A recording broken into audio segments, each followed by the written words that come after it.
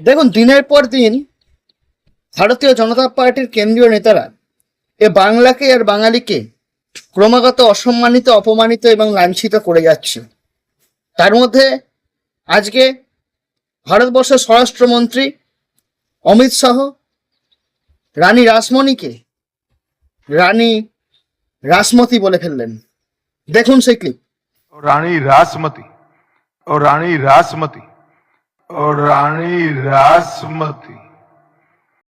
যখন শুধুমাত্র নির্বাচনে জয়লাভ করার উদ্দেশ্যে এবং বাংলা ও বাঙালির কাছে একটু বাঙালি আবেগ দেখানোর উদ্দেশ্যে দক্ষিণেশ্বরের কালী মন্দিরের ছবিকে নরেন্দ্র মোদীর ব্রিগেড সভার ব্যাকগ্রাউন্ড করা হয়, সেই বাংলাতে এসেই রানী রাসমণিকে রানী রাসমতি বলেন অমিত শাহ।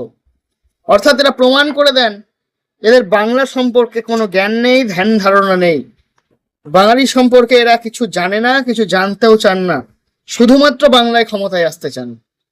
আগামী নির্বাচনে বাঙালি আবার এদের রাজনৈতিকভাবে পর্যদুস্ত করে এদেরকে বাংলা ছাড়া করবে।